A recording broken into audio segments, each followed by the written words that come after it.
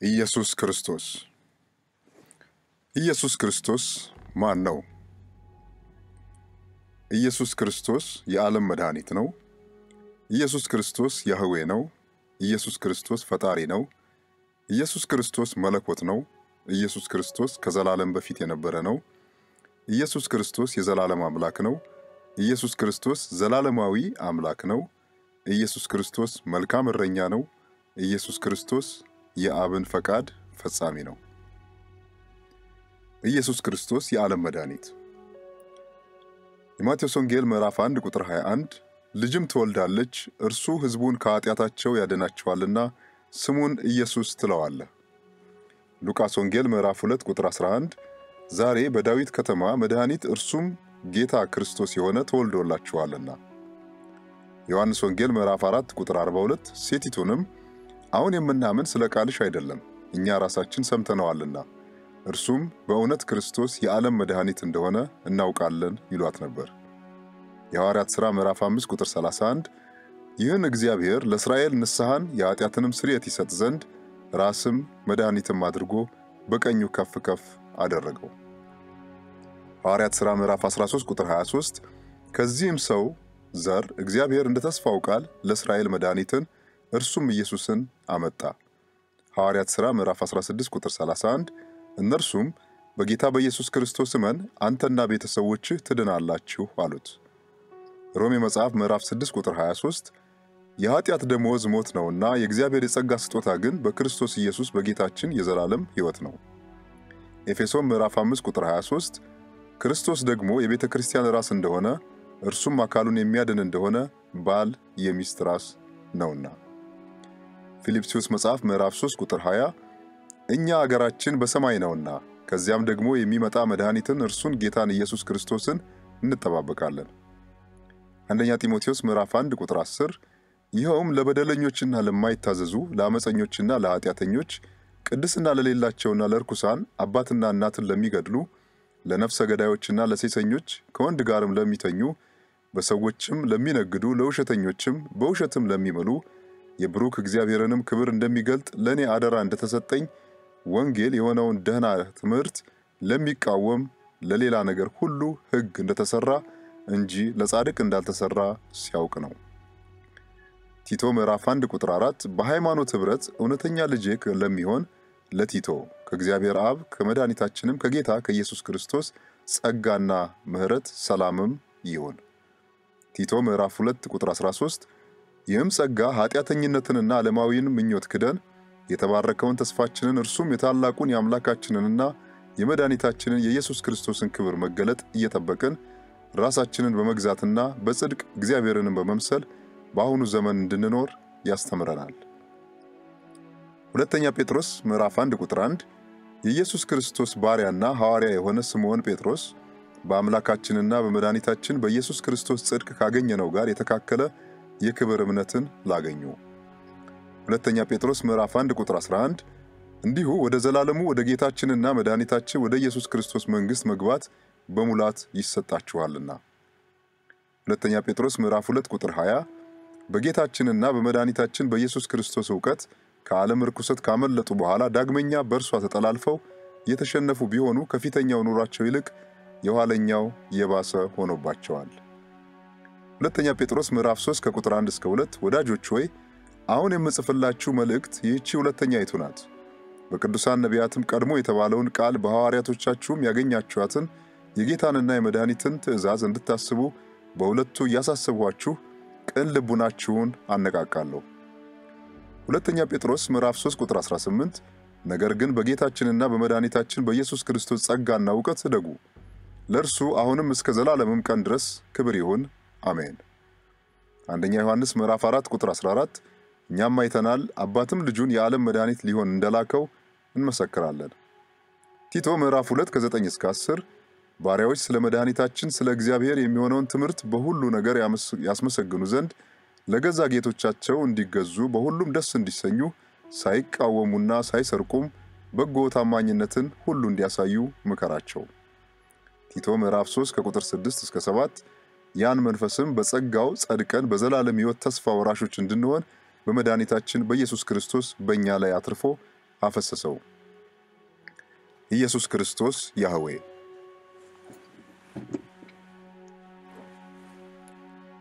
ኢየሱስ ክርስቶስ ያህዌ ነው። ኢሳይያስ መጽሐፍ ምዕራፍ 40 ቁጥር 3 የአዋጅ ነጋሪ ቃል የእግዚአብሔርን መንገድ በምድረ በዳ ጥረጉ፣ ለአምላካችንም ጎዳና በበረሃ አስተካክሉ።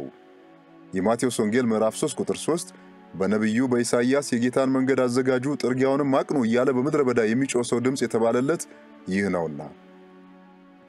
ያህዌ የክብር ንጉሥ። መዝሙር ምዕራፍ 24 ቁጥር 7 እናንተ መኳንንቶች በሮችን ክፈቱ፣ የዘላለም ደጆች የሚከፈቱ፣ የክብርም ንጉሥ ይግባ። መዝሙር 24 ቁጥር 10 ይህ የክብር ንጉሥ ማን ነው? የጭፍሮች አምላክ እግዚአብሔር እርሱ የክብር ንጉሥ ነው።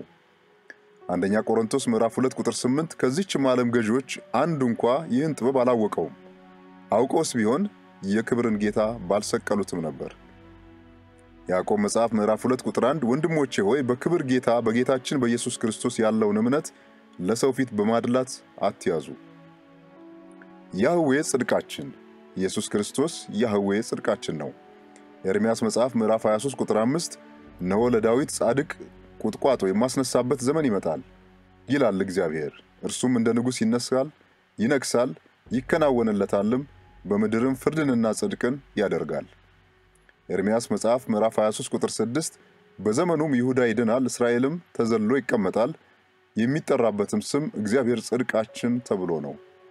አንደኛ ቆሮንቶስ ምዕራፍ 1 ቁጥር 30 ነገር ግን የሚመካ በእግዚአብሔር ይመካ ተብሎ እንደተጻፈው ይሆን ዘንድ ከእግዚአብሔር ዘንድ ጥበብና ጽድቅ ቅድስናም ቤዛነትም በተደረገልን በክርስቶስ ኢየሱስ የሆናችሁ ከእርሱ ነው።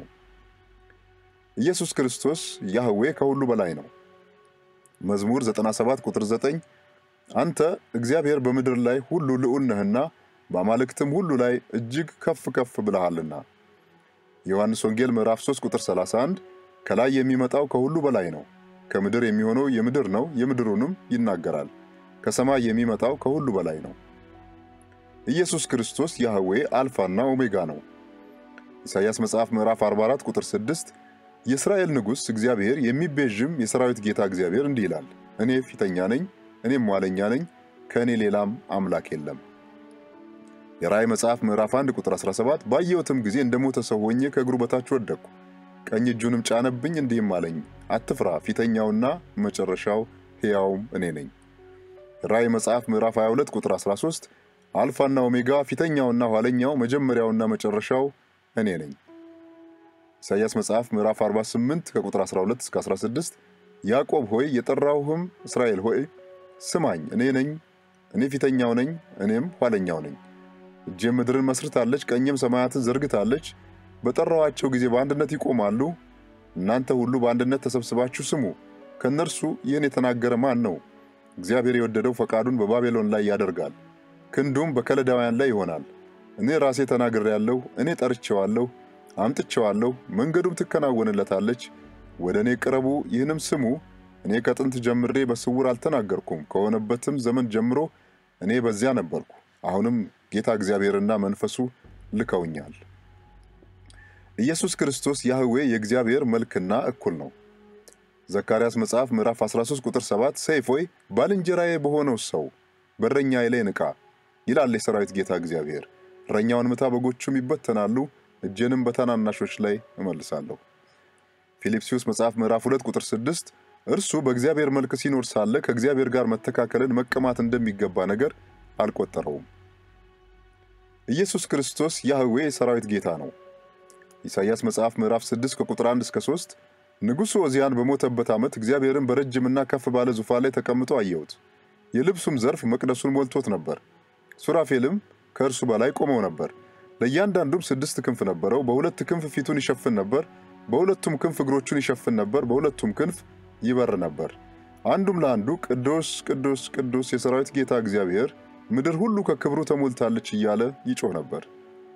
የዮሐንስ ወንጌል ምዕራፍ 12 ቁጥር 41 ክብሩን ስላየ ኢሳይያስ ይህን አለ፣ ስለ እርሱም ተናገረ። ኢሳይያስ መጽሐፍ ምዕራፍ 8 ከቁጥር 13 እስከ 14 ነገር ግን የሰራዊት ጌታ እግዚአብሔርን ቀድሱት፣ የሚያስፈራችሁና የሚያስደነግጣችሁም እርሱ ይሆን፣ እርሱም ለመቅደስ ይሆናል። ነገር ግን ለሁለቱ ለእስራኤል ቤቶች ለእንቅፋት ድንጋይና ለማሰናከያ ዓለት፣ በኢየሩሳሌምም ለሚኖሩ ለወጥመድና ላሸክላ ይሆናል።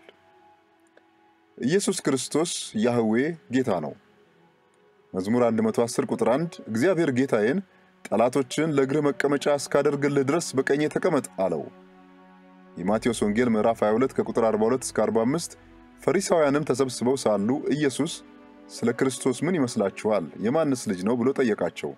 የዳዊት ልጅ ነው አሉት። እርሱም እንኪያስ ዳዊት ጌታ ጌታዬን ጠላቶችን የእግር መረገጫ እስካደርግልህ ድረስ በቀኜ ተቀመጥ አለው ሲል እንዴት በመንፈስ ጌታ ብሎ ይጠራዋል? ዳዊትስ ጌታ ብሎ ከጠራው እንዴት ልጁ ይሆናል አላቸው። ኢየሱስ ክርስቶስ ያህዌ እረኛ ነው። ኢሳይያስ መጽሐፍ ምዕራፍ 40 ቁጥር 10 እነሆ ጌታ እግዚአብሔር እንደ ኃያል ይመጣል፣ ክንዱም ስለ እርሱ ይገዛል። እነሆ ዋጋው ከእርሱ ጋር ደሞዙም በፊቱ ነው። ኢሳይያስ መጽሐፍ ምዕራፍ 40 ቁጥር 11 መንጋውን እንደ እረኛ ያሰማራል፣ ጠቦቶቹን በክንዱ ሰብስቦ በብብቱ ይሸከማል፣ የሚያጠቡትንም በቀስታ ይመራል። ዕብራውያን መጽሐፍ ምዕራፍ 13 ቁጥር 20 በዘላለም ኪዳን ደም ለበጎች ትልቅ እረኛ የሆነውን ጌታችንን ኢየሱስን ከሙታን ያወጣው ይህ ሰላም አምላክ ኢየሱስ ክርስቶስ ያህዌ ሁሉን በአምሳሉ ፈጠረ። ምሳሌ መጽሐፍ ምዕራፍ 16 ቁጥር 4 እግዚአብሔር ሁሉን ለእርሱ ለራሱ ፈጠረ፣ ኃጥእን ደግሞ ለክፉ ቀን። ቆላስያስ መጽሐፍ ምዕራፍ 1 ከቁጥር 15 እስከ 16 እርሱም የማይታይ አምላክ ምሳሌ ነው። የሚታዩትና የማይታዩትም ዙፋናት ቢሆኑ ወይም ጌትነት ወይም ማለቅነት ወይም ስልጣናት በሰማይና በምድር ያሉት ሁሉ በእርሱ ተፈጥረዋልና ከፍጥረት ሁሉ በፊት በኩር ነው። ሁሉ በእርሱና ለእርሱ ተፈጥሯል። ኢየሱስ ክርስቶስ ያህዌ የቃል ኪዳኑ መልእክት ነው። ሚልክያስ ምዕራፍ 3 ቁጥር 1 እነሆ መልእክተኛዬን እልካለሁ፣ መንገድንም በፊቴ ያስተካክላል። እናንተም የምትፈልጉት ጌታ በድንገት ወደ መቅደሱ ይመጣል፣ የምትወዱትም የቃል ኪዳን መልእክተኛ እነሆ ይመጣል ይላል የሰራዊት ጌታ እግዚአብሔር። ሉቃስ ወንጌል ምዕራፍ 2 ቁጥር 27 በመንፈስም ወደ መቅደስ ወጣ፣ ወላጆቹም እንደ ሕጉ ልማድ ያደርጉለት ዘንድ ሕፃኑን ኢየሱስን ባስገቡት ጊዜ እርሱ ደግሞ ተቀብሎ አቀፈው፣ እግዚአብሔርንም እየባረከ እንዲህ አለ። ኢየሱስ ክርስቶስ ያህዌ ከስም ሁሉ በላይ ነው። የኢዮኤል መጽሐፍ ምዕራፍ 2 ቁጥር 32 እንዲህም ይሆናል፣ የእግዚአብሔር ስም የሚጠራ ሁሉ ይድናል። እግዚአብሔርም እንደተናገረ በጽዮን ተራራና በኢየሩሳሌም መድኃኒት ይገኛል። ደግሞም እግዚአብሔር የጠራቸው የምስራች የሚሰበክላቸው ይገኛሉ። አንደኛ ቆሮንቶስ ምዕራፍ 1 ቁጥር 2 በቆሮንቶስ ላለች ለእግዚአብሔር ቤተክርስቲያን በክርስቶስ ኢየሱስ ለተቀደሱት የእነርሱና የኛ ጌታ የሆነውን የጌታችንን የኢየሱስ ክርስቶስን ስም በየስፍራው ከሚጠሩት ሁሉ ጋር ቅዱሳን ለመሆን ለተጠሩት። ኢየሱስ ክርስቶስ ያህዌ የዘላለም አምላክና ፈጣሪ ነው። መዝሙር 102 ከ24 እስከ 27 በዘመኔ እኩሌታ አትውሰደኝ፣ ዓመቶችህ ለልጅ ልጅ ናቸው። አቤቱ አንተ ከጥንት ምድርን መሰረትክ፣ ሰማያትም የእጅህ ሥራ ናቸው። እነርሱ ይጠፋሉ፣ አንተ ግን ትኖራለህ። ሁላቸው እንደ ልብስ ያረጃሉ፣ እንደ መጎናጸፊያም ትለውጣቸዋለህ። ይለወጡማል፣ አንተ ግን ያው አንተ ነህ፣ ዓመቶችህም ከቶ አያልቁም።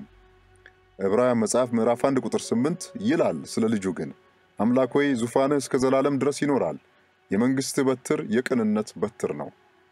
ዕብራውያን መጽሐፍ ምዕራፍ 1 ከቁጥር 10 እስከ 12 ደግሞ ጌታ ሆይ አንተ ከጥንት ምድርን መሰረትህ፣ ሰማዮችም የእጆችህ ሥራ ናቸው። እነርሱም ይጠፋሉ፣ አንተ ግን ጸንተህ ትኖራለህ። ሁሉም እንደ ልብስ ያረጃሉ፣ እንደ መጎናጸፊያም ትጠቀልላቸዋለህ። ይለወጡማል፣ አንተ ግን አንተ ነህ፣ ዓመቶችም ከቶ አያልቁም። ኢየሱስ ክርስቶስ ያህዌ ኃያል አምላክ። ኢሳይያስ ምዕራፍ 9 ቁጥር 6 ሕፃን ተወልዶልናል፣ ወንድ ልጅም ተሰጥቶናልና አለቅነትም በጫንቃው ላይ ይሆናል፣ ስሙም ድንቅ መካር፣ ኃያል አምላክ፣ የዘላለም አባት፣ የሰላም አለቃ ተብሎ ይጠራል።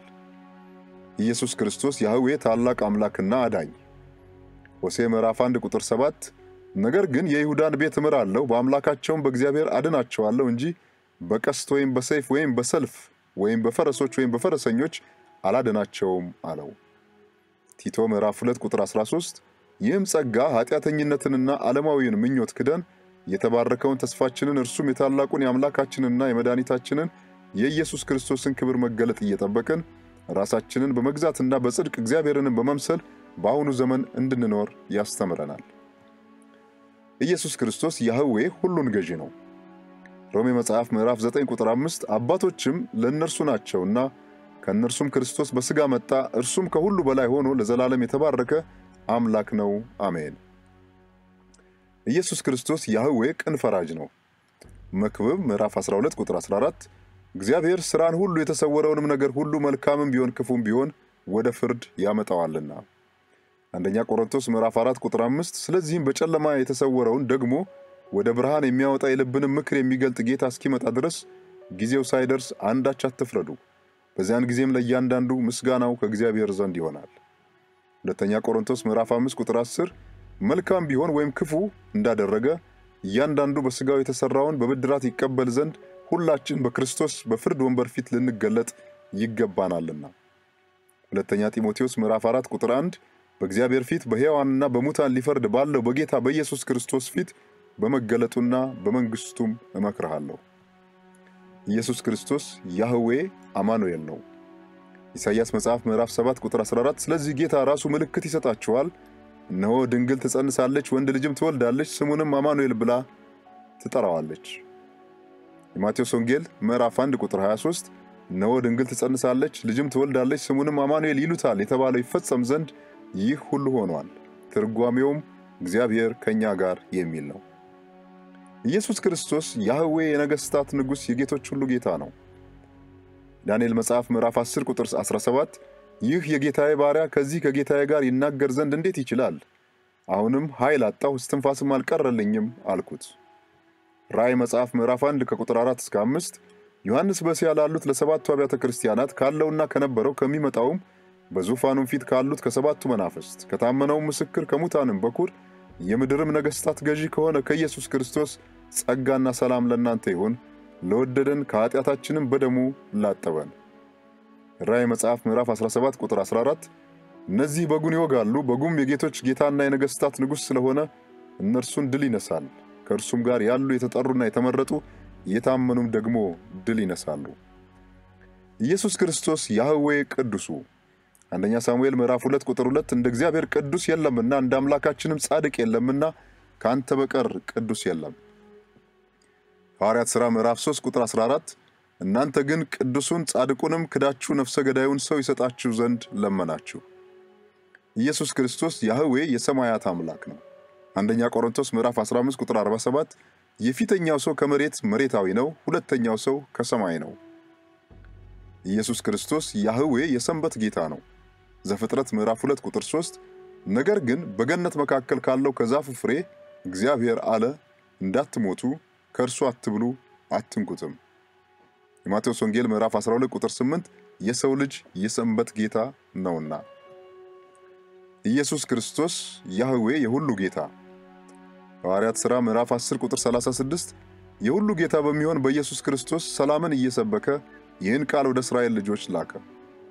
የሮሜ መጽሐፍ ምዕራፍ 10 ከቁጥር 11 እስከ 13 መጽሐፍ በእርሱ የሚያምን ሁሉ አያፍርም ይላልና በአይሁዳዊና በግሪክ ሰው መካከል ልዩነት የለምና አንዱ ጌታ የሁሉ ጌታ ነውና ለሚጠሩትም ሁሉ ባለጠጋ ነው፣ የጌታን ስም የሚጠራ ሁሉ ይድናልና። ኢየሱስ ክርስቶስ ያህዌ የእግዚአብሔር ልጅ ነው። የማቴዎስ ወንጌል ምዕራፍ 6 ቁጥር 63 እስከ 67 ኢየሱስ ግን ዝም አለ። ሊቀ ካህናቱም አንተ የእግዚአብሔር ልጅ ክርስቶስ የሆንክ እንደሆነ እንድትነግረን በሕያው እግዚአብሔር አምልሃለሁ አለው። ኢየሱስም አንተ አልክ፣ ነገር ግን እላችኋለሁ ከእንግዲህ ወዲህ የሰው ልጅ በኃይል ቀኝ ሲቀመጥ በሰማይም ደመና ሲመጣ ታያላችሁ አለው። በዚያን ጊዜ ሊቀ ካህናቱ ልብሱን ቀዶ ተሳድቧል፣ እንግዲህ ወዲህ ምስክሮች ስለምን ያስፈልገናል? እነሆ ስድቡን አሁን ሰምታችኋል፣ ምን ይመስላችኋል አለ። እነርሱም ሞት ይገባዋል ብለው መለሱ። በዚያን ጊዜ በፊቱ ተፉበት፣ ጎሰሙትም። ሌሎችም በጥፊ መተው ክርስቶስ ሆይ በጥፊ የመታህ ማን ነው አሉት። ኢየሱስ ክርስቶስ ያህዌ አንድያ የእግዚአብሔር ልጅ ነው። የዮሐንስ ወንጌል ምዕራፍ 1 ቁጥር 14 ቃልም ሥጋ ሆነ ጸጋንና እውነትንም ተሞልቶ በእኛ አደረ፣ አንድ ልጅም ከአባቱ ዘንድ እንዳለው ክብር የሆነውን ክብሩን አየን። ዮሐንስ ወንጌል ምዕራፍ 1 ቁጥር 18 መቼም ቢሆን እግዚአብሔርን ያየው አንድ እንኳ የለም፣ በአባቱ እቅፍ ያለ አንድ ልጁ እርሱ ተረከው። ዮሐንስ ወንጌል ምዕራፍ 3 ቁጥር 16 በእርሱ የሚያምን ሁሉ የዘላለም ሕይወት እንዲኖረው እንጂ እንዳይጠፋ እግዚአብሔር አንድያ ልጁን እስኪሰጥ ድረስ ዓለሙን እንዲሁ ወዷልና። ዮሐንስ ወንጌል ምዕራፍ 3 ቁጥር 18 በእርሱ የሚያምን በሚያምን አይፈረድበትም፣ በማያምን ግን በአንዱ በእግዚአብሔር ልጅ ስም ስላላመነ አሁን ተፈርዶበታል። አንደኛ ዮሐንስ ምዕራፍ 4 ቁጥር 9 በዚህ የእግዚአብሔር ፍቅር በእኛ ዘንድ ተገለጠ፣ በእርሱ በኩል በሕይወት እንኖር ዘንድ እግዚአብሔር አንድ ልጁን ወደ ዓለም ልኮታልና። ኢየሱስ ክርስቶስ ያህዌ በገዛ ደሙ የዋጀ። ሐዋርያት ሥራ ምዕራፍ 20 ቁጥር 28 በገዛ ደሙ የዋጃትን የእግዚአብሔርን ቤተ ክርስቲያን ተጠብቋት ዘንድ መንፈስ ቅዱስ እናንተን ጳጳሳት አድርጎ ለሾመበት ለመንጋው ሁሉና ለራሳችሁ ተጠንቀቁ። ኢየሱስ ክርስቶስ ያህዌ ከአብ ጋር ያለ። ዮሐንስ ወንጌል ምዕራፍ 10 ቁጥር 38 እግዚአብሔር የናዝሬቱን ኢየሱስን በመንፈስ ቅዱስ በኃይልም ቀባው፣ እርሱም መልካም እያደረገ ለዲያብሎስም የተገዙትን ሁሉ እየፈወሰ ዞረ፣ እግዚአብሔር ከእርሱ ጋር ነበረና። ዮሐንስ ወንጌል ምዕራፍ 12 ቁጥር 45 እኔንም የሚያይ የላከኝን ያያል። ዮሐንስ ወንጌል ምዕራፍ 14 ከቁጥር 7 እስከ 10 እኔንስ ብታውቁኝ አባቴን ደግሞ ባወቃችሁ ነበር፣ ከአሁንም ጀምራችሁ ታውቁታላችሁ አይታችሁትማል አለው። ፊልጶስ ጌታ ሆይ አብን አሳየንና ይበቃናል አለው። ኢየሱስም አለው አንተ ፊልጶስ ይህን ያህል ዘመን ከእናንተ ጋር ስኖር አታውቀኝምን? እኔን ያየ አብን አይቷል። እንዴትስ አንተ አብን አሳየን ትላለህ? እኔ በአብ እንዳለሁ አብን በእኔ እንዳለ አታምንምን? እኔ የምነግራችሁን ቃል ከራሴ አልናገረውም፣ ነገር ግን በእኔ የሚኖረው አብ እርሱ ሥራውን ይሠራል። ዮሐንስ ወንጌል ምዕራፍ 17 ቁጥር 10 የእኔም የሆነ ሁሉ ያንተ ነው፣ ያንተውም የእኔ ነው፣ እኔም ስለ እነርሱ ከብሬአለሁ። ኢየሱስ ክርስቶስ ያህዌ መንፈሱን የሚልክ። ዮሐንስ ወንጌል ምዕራፍ 14 ከቁጥር 15 እስከ 16 ብትወዱኝ ትእዛዜን ጠብቁ፣ እኔም አብን እለምናለሁ ለዘላለም ከእናንተ ጋር እንዲኖር ሌላ አጽናኝ ይሰጣችኋል። ዮሐንስ ወንጌል ምዕራፍ 15 ቁጥር 26 ዳሩ ግን እኔ ከአብ ዘንድ የምልክላችሁ አጽናኝ እሱም ከአብ የሚወጣ የእውነት መንፈስ በመጣ ጊዜ እርሱ ስለ እኔ ይመሰክራል። ኢየሱስ ክርስቶስ ያህዌ የማይመረመር። ምሳሌ መጽሐፍ ምዕራፍ 30 ቁጥር 4 ወደ ሰማይ የወጣ የወረደስ ማን ነው? ነፋስንስ በእጁ የጨበጠ ማን ነው? ውሃንስ በልብሱ የቋጠረ ማን ነው? የምድርን ዳርቻ ሁሉ ያጸና ማን ነው? ይህን ታውቅ እንደሆንክ ስሙ ማን? የልጁስ ስም ማን ነው? የማቴዎስ ወንጌል ምዕራፍ 11 ቁጥር 27 ሁሉ ከአባቴ ዘንድ ተሰጥቶኛል፣ ከአብ በቀር ወልድን የሚያውቅ የለም፣ ከወልድም በቀር ወልድም ሊገለጥለት ከሚፈቅድ በቀር አብን የሚያውቅ የለም። ኢየሱስ ክርስቶስ ያህዌ የሁሉ ፈጣሪ ነው። ኢሳይያስ መጽሐፍ ምዕራፍ 40 ቁጥር 28 አላውቅህምን? አላወቅህምን? አልሰማህምን? እግዚአብሔር የዘላለም አምላክ የምድርም ዳርቻ ፈጣሪ ነው፣ አይደክምም፣ አይታክትም፣ ማስተዋሉም አይመረመርም። ዮሐንስ ወንጌል ምዕራፍ 1 ቁጥር 3 ሁሉ በእርሱ ሆነ፣ ከሆነውም አንዳች እንኳ ያለ እርሱ አልሆነም። ቆላስይስ መጽሐፍ ምዕራፍ 1 ቁጥር 15 እስከ 16 እርሱም የማይታይ አምላክ ምሳሌ ነው። የሚታዩትና የማይታዩትን ዙፋናት ቢሆኑ ወይም ጌትነት ወይም አለቅነት ወይም ስልጣናት ከሰማይና በምድር ያሉት ሁሉ በእርሱ ተፈጥረዋልና ከፍጥረት ሁሉ በፊት በኩር ነው። ሁሉ በእርሱና ለእርሱ ተፈጥሯል። ኢየሱስ ክርስቶስ ፈጣሪ ነው። ዮሐንስ ወንጌል ምዕራፍ 1 ቁጥር 3 ሁሉ በእርሱ ሆነ፣ ከሆነውም አንዳች እንኳ ያለ እርሱ አልሆነም። ዮሐንስ ወንጌል ምዕራፍ 1 ቁጥር 10 በዓለም ነበረ፣ ዓለሙም በእርሱ ሆነ፣ ዓለሙም አላወቀውም። አንደኛ ቆሮንቶስ ምዕራፍ 8 ቁጥር 6 ለእኛስ ነገር ሁሉ ከእርሱ የሆነ እኛም ለእርሱ የሆንን አንድ አምላክ አብ አለን። ነገር ሁሉም በእርሱ በኩል የሆነ እኛም በእርሱ በኩል የሆንን አንድ ጌታ ኢየሱስ ክርስቶስ አለን። ኤፌሶን መጽሐፍ ምዕራፍ 3 ቁጥር 9 ፍለጋ የሌለውን የክርስቶስን ባለጠግነት ለአሕዛብ ሰብክ ዘንድ ሁሉንም በፈጠረው በእግዚአብሔር ከዘላለም የተሰወረው የምስጢር ሥርዓት ምን እንደሆነ ለሁሉ ገልጥ ዘንድ ይህ ጸጋ ከቅዱሳን ሁሉ ይልቅ ለማንስ ለኔ ተሰጠ። ቆላስይስ መጽሐፍ ምዕራፍ 1 ቁጥር 16 እርሱም የማይታይ አምላክ ምሳሌ ነው። የሚታዩትና የማይታዩትም ዙፋናት ቢሆኑ ወይም ጌትነት ወይም አለቅነት ወይም ስልጣናት በሰማይና በምድር ያሉት ሁሉ በእርሱ ተፈጥረዋልና ከፍጥረት ሁሉ በፊት በኩር ነው። ሁሉ በእርሱና ለእርሱ ተፈጥሯል። ቆላስይስ ምዕራፍ 1 ቁጥር 17 እርሱም ከሁሉ በፊት ነው፣ ሁሉም በእርሱ ተጋጥሟል። ዕብራውያን ምዕራፍ 1 ቁጥር 2 ሁሉን ወራሽ ባደረገው ደግሞም ዓለማትን በፈጠረበት በልጁ በዚህ ዘመን መጨረሻ ለኛ ተናገረን። ዕብራውያን መጽሐፍ ምዕራፍ 1 ቁጥር 10 ይላል ደግሞ ጌታ ሆይ አንተ ከጥንት ምድርን መሰረትህ፣ ሰማዮችም የእጆችህ ሥራ ናቸው። ኢየሱስ ክርስቶስ ሁሉን የደገፈና ያጸና ነው። ነህምያ መጽሐፍ ምዕራፍ 9 ቁጥር 6 አንተ ብቻ እግዚአብሔር ነህ፣ ሰማዩንና ሰማይን ሰራዊታቸውንም ሁሉ ምድሩንና በእርሷ ላይ ያሉትን ሁሉ ባሕሮቹንና በእነርሱ ውስጥ ያለውን ሁሉ ፈጥረሃል። ሁሉንም ሕያው አድርገዋል፣ የሰማዩም ሰራዊት ላንተ ይሰግዳሉ። ቆላስይስ ምዕራፍ 1 ቁጥር 17 እርሱም ከሁሉ በፊት ነው፣ ሁሉም በእርሱ ተጋጥሟል። ዕብራውያን መጽሐፍ ምዕራፍ 1 ቁጥር 33 እርሱም የክብሩ መንጸባረቅና የባህሪው ምሳሌ ሆኖ ሁሉን በስልጣኑ ቃል እየደገፈ ኃጢአታችንን በራሱ ካነጻ በኋላ በሰማያት በግርማው ቀኝ ተቀመጠ። ኢየሱስ ክርስቶስ በብሉይ ኪዳን ቅዱሳን የተመሰከረለት ነው። ዘፍጥረት ምዕራፍ 17 ቁጥር 11 አብርሃምም የ99 ዓመት ሰው በሆነ ጊዜ እግዚአብሔር ለአብርሃም ተገለጠለትና እኔ ኤልሻዳይ ነኝ፣ በፊቴ ተመላለስ ፍጹምም ሁን አለው። ዘፍጥረት መጽሐፍ ምዕራፍ 48 ቁጥር 15 ያዕቆብም ዮሴፍን ባረከ እንዲህም አለ፣ አባቶቼ አብርሃምና ይስሐቅ በፊቱ የሄዱለት እርሱ እግዚአብሔር ከታናሽነቴ ጀምሮ እስከ ዛሬ ድረስ እኔን የመገበኝ እግዚአብሔር ከክፉ ነገር ሁሉ ያዳነኝ መልአክ እርሱ እነዚህን ብላቴኖች ይባርክ፣ ስሜም የአባቶቼ የአብርሃምና የይስሐቅ ስም በእነርሱ ይጠራ፣ በምድርም መካከል ይብዙ አለ። ዘፍጥረት ምዕራፍ 32 ከቁጥር 24 እስከ 30 ያዕቆብ ግን ለብቻው ቀረ፣ አንድ ሰውም እስከ ንጋት ድረስ ይታገለው ነበር፣ እንዳላሸነፈውም ባየ ጊዜ የጭኑን ሽሉዳ ነካው። ያዕቆብም የጭኑን ሽሉዳ ሲታገለው ደነዘዘ፣ እንዲህም አለው ሊነጋ አቀላልቷልና ልቀቀኝ፣ እርሱም ካልባረከኝ አልለቅህም አለው። እንዲህም አለው ስምህ ማን ነው?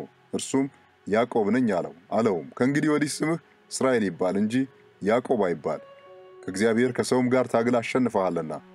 ያዕቆብም ስምህን ንገረኝ ብሎ ጠየቀው። እርሱም ስሜን ለምን ትጠይቃለህ አለው።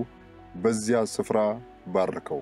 ያዕቆብም እግዚአብሔርን ፊት ለፊት አየው፣ ሰውነቴም ድና ቀረች ሲል የዚያን ቦታ ስም ጵኒኤል ብሎ ጠራው። ሆሴዕ መጽሐፍ ምዕራፍ 12 ከቁጥር 3 እስከ 5 እግዚአብሔርም ደግሞ ከይሁዳ ጋር ክርክር አለው፣ ያዕቆብንም እንደ መንገዱ ይቀጣል፣ እንደ ሥራውም ይመልስለታል። በማኅፀን ውስጥ ወንድሙን በተረከዙ ያዘው፣ በጎልማስነቱም ጊዜ ከአምላክ ጋር ታገለ፣ ከመልአኩም ጋር ታግሎ አሸነፈ፣ አልቅሶም ለመነው፣ በቤቴልም አገኘው፣ በዚያም ከኛ ጋር ተነጋገረ።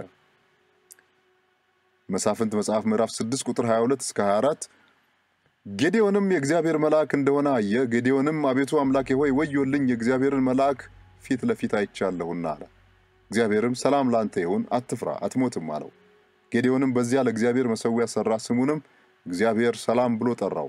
እርሱም እስከ ዛሬ ድረስ ለአቢዔዝራውያን በምትሆነው በኦፍራ አለ።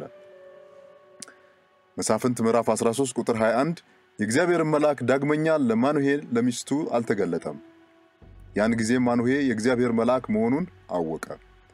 መሳፍንት ምዕራፍ 13 ቁጥር 22 ማኑሄም ሚስቱን እግዚአብሔርን አይተናልና ሞት እንሞታለን አላት። ኢዮኤል መጽሐፍ 19 ቁጥር 25 እስከ 27 እኔን ግን የሚቤዠኝ ሕያው እንደሆነ በመጨረሻም ዘመን በምድር ላይ እንዲቆም ይህም ቁርበቴ ከጠፋ በኋላ በዚያን ጊዜ ከሥጋዬ ተለይቼ እግዚአብሔርን እንዳይ አውቃለሁ። እኔ ራሴ አየዋለሁ፣ ዓይኖቼም ይመለከቱታል፣ ከእኔም ሌላ አይደለም፣ ልቤ በመናፈቅ ዝሏል ይላል ኢዮብ ምዕራፍ 19 ከቁጥር 25 እስከ 27። ኢየሱስ ክርስቶስ መለኮት ነው። ዘፍጥረት ምዕራፍ 1 ከቁጥር 1 እስከ 14 በመጀመሪያ እግዚአብሔር ሰማይንና ምድርን ፈጠረ። ምድርም ባዶ ነበረች፣ አንዳችም አልነበረባትም። ጨለማም በጥልቁ ላይ ነበረ፣ የእግዚአብሔርም መንፈስ በውሃ ላይ ሰፎ ነበር። እግዚአብሔርም ብርሃን ይሁን አለ፣ ብርሃንም ሆነ። እግዚአብሔርም ብርሃኑ መልካም እንደሆነ አየ። እግዚአብሔርም ብርሃንና ጨለማን ለየ። እግዚአብሔርም ብርሃኑን ቀን ብሎ ጠራው፣ ጨለማውንም ሌሊት አለው። ማታም ሆነ ጠዋትም ሆነ አንድ ቀን። እግዚአብሔርም በውኆች መካከል ጠፈር ይሁን፣ በውሃና በውሃ መካከልም ይክፈል አለ። እግዚአብሔርም ጠፈርን አደረገ፣ ከጠፈር በታችና ከጠፈር በላይ ያሉትንም ውኆች ለየ። እንዲሁም ሆነ። እግዚአብሔር ጠፈርን ሰማይ ብሎ ጠራው። ማታም ሆነ ጠዋትም ሆነ ሁለተኛ ቀን። እግዚአብሔርም ከሰማይ በታች ያለው ውሃ በአንድ ስፍራ ይሰብሰብ፣ የብሱም ይገለጥ አለ። እንዲሁም ሆነ። እግዚአብሔርም የብሱን ምድር ብሎ ጠራው፣ የውሃ ማከማቻውንም ባህር አለው። እግዚአብሔርም ያ መልካም እንደሆነ አየ። እግዚአብሔርም ምድርን ዘርን የሚሰጥ ሳርንና ቡቃያን በምድርም ላይ እንደ ወገኑ ዘሩ ያለበትን ፍሬን የሚያፈራ ዛፍን ታብቅል አለ። እንዲሁም ሆነ። ምድርም ዘርን የሚሰጥ ሳርንና ቡቃያን እንደ ወገኑ ዘሩም ያለበትን ፍሬ የሚያፈራ ዛፍን እንደ ወገኑ አበቀለች። እግዚአብሔርም ያ መልካም እንደሆነ አየ። ማታም ሆነ ጠዋትም ሆነ ሶስተኛ ቀን። እግዚአብሔርም አለ ቀንና ሌሊቱን ይለዩ ዘንድ ብርሃናት በሰማይ ጠፈር ይሆኑ፣ ለምልክቶች፣ ለዘመኖች፣ ለዕለታት፣ ለዓመታትም ይሆኑ። ዘጸአት መጽሐፍ ምዕራፍ 23 ቁጥር 20 በመንገድ ይጠብቅህ ዘንድ ወዳዘጋጀሁትም ስፍራ ያገባህ ዘንድ እነሆ እኔ መልአክን በፊትህ እሰዳለሁ። ዘጸአት ምዕራፍ 23 ቁጥር 21 በፊቱ ተጠንቀቅ፣ ቃሉንም አድምጥ፣ ስሜም በእርሱ ስለሆነ ኃጢአት ብትሰሩ ይቅር አይልምና አታስመርሩት። ዘውልቁ ምዕራፍ 21 ቁጥር 6 እግዚአብሔርም በሕዝቡ ላይ እባቦችን ሰደደ፣ ሕዝቡንም ነደፉ፣ ከእስራኤልም ብዙ ሰዎች ሞቱ። መዝሙር 45 ቁጥር 6 አምላክ ሆይ ዙፋንህ ለዘላለም ነው፣ የመንግሥትህ በትር የቅንነት በትር ነው። መዝሙር 45 ቁጥር 7 ጽድቅን ወደድክ መመጻንም ጠላህ፣ ስለዚህ ከባልንጀሮች ይልቅ እግዚአብሔር አምላክ የደስታ ዘይትን ቀባ። መዝሙር 102 ከቁጥር 24 እስከ 27 በዘመኔ እኩሌታ አትውሰደኝ፣ ዓመቶች ለልጅ ልጅ ናቸው። አቤቱ አንተ ከጥንት ምድርን መሠረትክ፣ ሰማያትም የእጅ ሥራ ናቸው። እነርሱ ይጠፋሉ፣ አንተ ግን ትኖራለህ። ሁላቸው እንደ ልብስ ያረጃሉ፣ እንደ መጎናጸፊያም ትለውጣቸዋለህ፣ ይለወጡማል። አንተ ግን ያው አንተ ነህ፣ ዓመቶችም ከቶ አያልቁም። መዝሙር 110 ቁጥር 1 እግዚአብሔር ጌታዬን ጠላቶችን ለእግር መቀመጫ እስካደርግልህ ድረስ በቀኝ ተቀመጥ አለው። ኢሳይያስ ምዕራፍ 6 ቁጥር 1 ንጉሡ ዖዝያን በሞተበት ዓመት እግዚአብሔርን በረጅምና ከፍ ባለ ዙፋን ላይ ተቀምጦ አየሁት፣ የልብሱም ዘርፍ መቅደሱን ሞልቶት ነበር። ኢሳይያስ ምዕራፍ 7 ቁጥር 14 ስለዚህ ጌታ ራሱ ምልክት ይሰጣችኋል፣ እነሆ ድንግል ትጸንሳለች፣ ወንድ ልጅም ትወልዳለች፣ ስሙንም አማኑኤል ብላ ትጠራዋለች። ኢሳይያስ ምዕራፍ 8 ቁጥር 13 ነገር ግን የሰራዊት ጌታ እግዚአብሔርን ቀድሱት፣ የሚያስፈራችሁና የሚያስደነግጣችሁም እርሱ ይሁን። ኢሳይያስ መጽሐፍ ምዕራፍ 8 ቁጥር 14 እርሱም ለመቅደስ ይሆናል፣ ነገር ግን ለሁለቱ ለእስራኤል ቤቶች ለእንቅፋት ድንጋይና ለማሰናከያ ዓለት በኢየሩሳሌምም ለሚኖሩ ለወጥመድና ለአሸክላ ይሆናል። ኢሳይያስ ምዕራፍ 9 ቁጥር 6 ሕፃን ተወልዶልናል፣ ወንድ ልጅም ተሰጥቶናልና አለቅነትም በጫንቃው ላይ ይሆናል፣ ስሙም ድንቅ መካር፣ ኃያል አምላክ፣ የዘላለም አባት፣ የሰላም አለቃ ተብሎ ይጠራል። ኢሳይያስ ምዕራፍ 40 ቁጥር 3 የአዋጅ ነጋሪ ቃል የእግዚአብሔርን መንገድ በምድረ በዳ ጥረጉ፣ ለአምላካችንም ጎዳና በበረሃ አስተካክሉ። ኢሳይያስ ምዕራፍ 40 ቁጥር 9 የምስራች የምትነግሪ ጽዮን ሆይ ከፍ ወዳለው ተራራ ውጪ፣ የምስራች የምትነግሪ ኢየሩሳሌም ሆይ ድምፅሽን በኃይል አንሺ፣ አንሺ አትፍሪ፣ ለይሁዳም ከተሞች እነሆ አምላካችሁ ብለሽ ንገሪ። ኢሳይያስ ምዕራፍ 40 ቁጥር 10 እነሆ ጌታ እግዚአብሔር እንደ ኃያል ይመጣል፣ ክንዱም ስለ እርሱ ይገዛል፣ እነሆ ዋጋው ከእርሱ ጋር ደሞዙም በፊቱ ነው። ሚልክያስ ምዕራፍ 3 ቁጥር 1 እነሆ መልእክተኛዬን እልካለሁ፣ መንገድንም በፊቴ ያስተካክላል። እናንተም የምትፈልጉት ጌታ በድንገት ወደ መቅደሱ ይመጣል፣ የምትወዱትም የቃል ኪዳን መልእክተኛ እነሆ ይመጣል ይላል የሰራዊት ጌታ እግዚአብሔር። የማቴዎስ ወንጌል ምዕራፍ 1 ቁጥር 23 እነሆ ድንግል ትጸንሳለች፣ ልጅም ትወልዳለች፣ ስሙንም አማኑኤል ይሉታል የተባለው ይፈጸም ዘንድ ይህ ሁሉ ሆኗል። ትርጓሜውም እግዚአብሔር ከኛ ጋር የሚል ነው። የማቴዎስ ወንጌል ምዕራፍ 3 ቁጥር 3 በነቢዩ በኢሳይያስ የጌታን መንገድ አዘጋጁ፣ ጥርጊያውንም አቅኑ እያለ በምድረ በዳ የሚጮህ ሰው ድምፅ የተባለለት ይህ ነውና። የማቴዎስ ወንጌል ምዕራፍ 8 ቁጥር 29 እነሆም ኢየሱስ ሆይ የእግዚአብሔር ልጅ ከአንተ ጋር ምን አለን? ጊዜው ሳይደርስ ልታሰቃየን ወደዚህ መጣህን? እያሉ ጮኹ። የማቴዎስ ወንጌል ምዕራፍ 9 ቁጥር 6 ነገር ግን በምድር ላይ ኃጢአትን ያስተሰርይ ዘንድ ለሰው ልጅ ሥልጣን እንዳለው እንድታውቁ በዚያን ጊዜ ሽባውን ተነሳ፣ አልጋህን ተሸከምና ወደ ቤትህ ሂድ አለው። ማቴዎስ ምዕራፍ 11 ቁጥር 10 እነሆ መንገድህን በፊትህ የሚጠርግ መልእክተኛዬን በፊትህ እልካለሁ። የማቴዎስ ወንጌል ምዕራፍ 22 ቁጥር 43 እስከ 45 እርሱም እንኪያስ ዳዊት ጌታ ጌታዬን ጠላቶችን የእግር መረገጫ እስካደርግልህ ድረስ በቀኜ ተቀመጥ አለው ሲል እንዴት በመንፈስ ጌታ ብሎ ይጠራዋል? ዳዊትስ ጌታ ብሎ ከጠራው እንዴት ልጁ ይሆናል አላቸው። የማቴዎስ ወንጌል ምዕራፍ 28 ቁጥር 17 ባዩትም ጊዜ ሰገዱለት፣ የተጠራጠሩ ግን ነበሩ። የማቴዎስ ወንጌል ምዕራፍ 28 ቁጥር 18 ኢየሱስም ቀረበና እንዲህ ብሎ ተናገራቸው፣ ሥልጣን ሁሉ በሰማይና በምድር ተሰጠኝ። የማርቆስ ወንጌል ምዕራፍ 5 ቁጥር 6 ኢየሱስንም ከሩቅ ባየ ጊዜ ሮጦ ሰገደለት። ማርቆስ ወንጌል ምዕራፍ 5 ቁጥር 7 በታላቅ ድምፅ እየጮኸ የልዑል እግዚአብሔር ልጅ ኢየሱስ ሆይ ከአንተ ጋር ምን አለኝ? እንዳታሰቃየኝ በእግዚአብሔር አምልሃለሁ አለ። የሉቃስ ወንጌል ምዕራፍ 4 ቁጥር 12 ኢየሱስም መልሶ ጌታን አምላክህን አትፈታተነው ተብሏል አለው። ሉቃስ ወንጌል ምዕራፍ 4 ቁጥር 12 ኢየሱስም መልሶ ጌታን አምላክህን አትፈታተነው ተብሏል አለው። ሉቃስ ምዕራፍ 4 ቁጥር 33 በምኩራብም የርኩስ ጋኔን መንፈስ ያደረበት ሰው ነበረ። በታላቅ ድምፅም ጮሆ ተው የናዝሬቱ ኢየሱስ ሆይ ካንተ ጋር ምን አለን? ልታጠፋን መጣህን? ማን እንደሆንክ አውቄአለሁ። አንተ የእግዚአብሔር ቅዱስ አለ። ሉቃስ ወንጌል ምዕራፍ 8 ቁጥር 28 ኢየሱስንም ባየ ጊዜ ጮሆ በፊቱ ተደፋ፣ በታላቅ ድምፅም የልዑል እግዚአብሔር ልጅ ኢየሱስ ሆይ ካንተ ጋር ምን አለኝ? እንዳታሰቃየኝ እለምንሃለሁ አለ። ሉቃስ ወንጌል ምዕራፍ 9 ቁጥር 43 ሁሉም ከእግዚአብሔር ታላቅነት የተነሳ ተገረሙ። ሉቃስ 9:44 ለደቀ መዛሙርቱ የሰው ልጅ በሰው እጅ ይሰጥ ዘንድ አለውና እናንተ ይህን ቃል በጆሮአችሁ አኑሩ አለ። ዮሐንስ ወንጌል ምዕራፍ 1 ቁጥር 1 በመጀመሪያው ቃል ነበረ፣ ቃልም በእግዚአብሔር ዘንድ ነበረ፣ ቃልም እግዚአብሔር ነበረ። ዮሐንስ ወንጌል ምዕራፍ 1 ቁጥር 2 ይህ በመጀመሪያው በእግዚአብሔር ዘንድ ነበረ። ዮሐንስ ወንጌል ምዕራፍ 5 ቁጥር 17 ኢየሱስ ግን አባቴ እስከዛሬ ይሰራል እኔም ደግሞ እሰራለሁ ብሎ መለሰላቸው። ዮሐንስ ወንጌል ምዕራፍ 5 ቁጥር 18 እንግዲህ ሰንበትን ስለሻረ ብቻ አይደለም፣ ነገር ግን ደግሞ ራሱን ከእግዚአብሔር ጋር ያስተካክሏል። እግዚአብሔር አባቴ ነው ስላለ ስለዚህ አይሁድ ሊገድሉት አብዝተው ይፈልጉት ነበር። ዮሐንስ ወንጌል ምዕራፍ 5 ከቁጥር 21 እስከ 23 አብ ሙታንን እንደሚያስነሳ ሕይወትም እንደሚሰጣቸው እንዲሁ ወልድ ደግሞ ለሚወዳቸው ሕይወትን ይሰጣቸዋል። ሰዎች ሁሉ አብን እንደሚያከብሩት ወልድን ያከብሩት ዘንድ ፍርድን ሁሉ ለወልድ ሰጠው እንጂ አብ በአንድ ሰው እንኳ አይፈርድም። ወልድን የማያከብር የላከውን አብን አያከብርም። ዮሐንስ ወንጌል ምዕራፍ 10 ቁጥር 30 እስከ 33 እኔና አብ አንድ ነን። አይሁድ ሊወግሩት ደግሞ ድንጋይ አነሱ። ኢየሱስ ከአባቴ ብዙ መልካም ሥራ አሳየዋችሁ፣ ከእነርሱ ስለማናቸው ሥራ ትወግሩኛላችሁ ብሎ መለሰላቸው። አይሁድም ስለ መልካም ሥራ አንወግርህም፣ ስለ ስድብ አንተም ሰው ስትሆን ራስን አምላክ ስለማድረግህ ነው እንጂ ብለው መለሱለት። ዮሐንስ ወንጌል ምዕራፍ 12 ቁጥር 41 ክብሩን ስላየ ኢሳይያስ ይህን አለ፣ ስለ እርሱም ተናገረ። ዮሐንስ ወንጌል ምዕራፍ 12 ቁጥር 45 እኔንም የሚያይ የላከኝን ያያል። ዮሐንስ ወንጌል ምዕራፍ 20 ቁጥር 28 ቶማስም ጌታዬ አምላኬም ብሎ መለሰለት። ሐዋርያት ሥራ ምዕራፍ 7 ከ37 እስከ 39 ይህ ሰው ለእስራኤል ልጆች እግዚአብሔር ከወንድሞቻችሁ እንደኔ ያለ ነቢይ ያስነሳላችኋል፣ እርሱን ስሙት ያላቸው ሙሴ ነው። ይህ ሰው በሲና ተራራ ከተናገረው መልአክና ከአባቶቻችን ጋር በምድረ በዳ በማኅበሩ ውስጥ የነበረው ነው። ይሰጠንም ዘንድ ሕይወት ያላቸውን ቃላት ተቀበለ።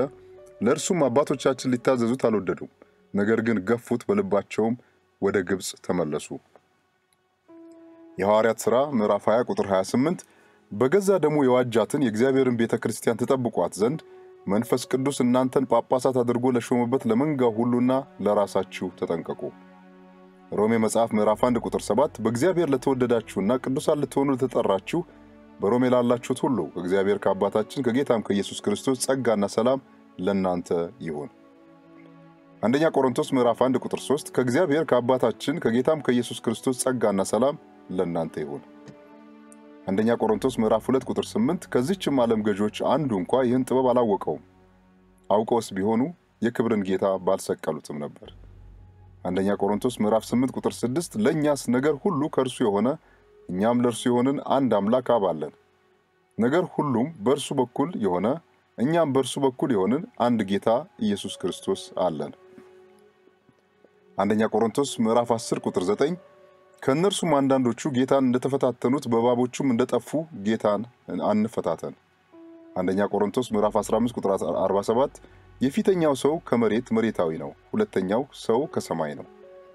ሁለተኛ ቆሮንቶስ ምዕራፍ 1 ቁጥር 2 ከእግዚአብሔር ከአባታችን ከጌታም ከኢየሱስ ክርስቶስ ጸጋና ሰላም ለእናንተ ይሁን። ገላትያ መጽሐፍ ምዕራፍ 1 ቁጥር 1 በኢየሱስ ክርስቶስ ከሙታንም ባነሳው በእግዚአብሔር አብ ሐዋርያ የሆነ እንጂ ከሰዎች ወይም በሰው ያልሆነ ጳውሎስ ከእኔም ጋር ያሉት ወንድሞች ሁሉ ወደ ገላትያ አብያተ ክርስቲያናት። ኤፌሶን ምዕራፍ 1 ቁጥር 2 ከእግዚአብሔር ከአባታችን ከጌታም ከኢየሱስ ክርስቶስ ጸጋና ሰላም ለእናንተ ይሁን። ኤፌሶን ምዕራፍ 6 ቁጥር 23 ከእግዚአብሔር አብ ከጌታም ከኢየሱስ ክርስቶስ ሰላምና ፍቅር ከእምነት ጋር ለወንድሞች ይሁን። ኤፌሶን ምዕራፍ 6 ቁጥር 24 ጌታችንን ኢየሱስ ክርስቶስን ባለመጥፋት ከሚወዱ ሁሉ ጋር ጸጋ ይሁን፣ አሜን። ፊልጵስዩስ ምዕራፍ 1 ቁጥር 2 ከእግዚአብሔር ከአባታችን ከጌታም ከኢየሱስ ክርስቶስ ጸጋና ሰላም ለእናንተ ይሁን። ቆላስያስ ምዕራፍ 1 ቁጥር 2 በቆላስያስ ለሚኖሩ ቅዱሳንና በክርስቶስ ለታመኑ ወንድሞች ከእግዚአብሔር ከአባታችን ከጌታም ከኢየሱስ ክርስቶስ ጸጋና ሰላም ይሁን። አንደኛ ጢሞቴዎስ ምዕራፍ 1 ቁጥር 1 በእግዚአብሔር ፈቃድ የኢየሱስ ክርስቶስ ሐዋርያ የሆነ ጳውሎስ ጢሞቴዎስም ወንድሙ። አንደኛ ጢሞቴዎስ ምዕራፍ 3 ቁጥር 11 አምላካችንና አባታችን ራሱ ጌታችንም ኢየሱስ ክርስቶስ ወደ እናንተ መንገዳችንን ያቅና። ሁለተኛ ጢሞቴዎስ ምዕራፍ 1 ቁጥር 1 ጳውሎስና ስልዋኖስ ጢሞቴዎስም በእግዚአብሔር በአባታችን በጌታ በኢየሱስ ክርስቶስም ወደምትሆን ወደ ተሰሎንቄ ሰዎች ቤተክርስቲያን። ሁለተኛ ጢሞቴዎስ ምዕራፍ 1 ቁጥር 2 ከእግዚአብሔር ከአባታችን ከጌታ ከኢየሱስ ክርስቶስም ጸጋ ሰላምም ለእናንተ ይሁን። ሁለተኛ ጢሞቴዎስ ምዕራፍ 2 ቁጥር 16-17 ራሱ ጌታችን ኢየሱስ ክርስቶስና የወደደን በጸጋም የዘላለምን መጽናናት በጎንም ተስፋ የሰጠን እግዚአብሔር አባታችን ልባችሁን ያጽናኑት በበጎም ሥራና በቃል ሁሉ ያጽኗችሁ። አንደኛ ጢሞቴዎስ ምዕራፍ 3 ቁጥር 16 እግዚአብሔርንም የመምሰል ምስጢር ያለ ጥርጥር ታላቅ ነው። በሥጋ የተገለጠ በመንፈስ የጸደቀ ለመላእክት የታየ በአሕዛብ የተሰበከ በዓለም የታመነ በክብር ያረገ። ሁለተኛ ጢሞቴዎስ ምዕራፍ 1 ቁጥር 2 ለተወደደው ልጄ ለጢሞቴዎስ ከእግዚአብሔር አብ ከጌታችንም ከክርስቶስ ኢየሱስ ጸጋና ምሕረት ሰላምም ይሁን።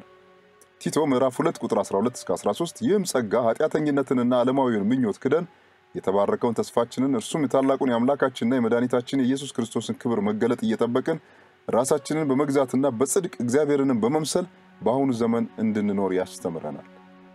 ዕብራውያን ምዕራፍ 1 ቁጥር 8 ይላል ስለ ልጁ ግን አምላክ ሆይ ዙፋንህ እስከ ዘላለም ድረስ ይኖራል፣ የመንግሥት በትር የቅንነት በትር ነው።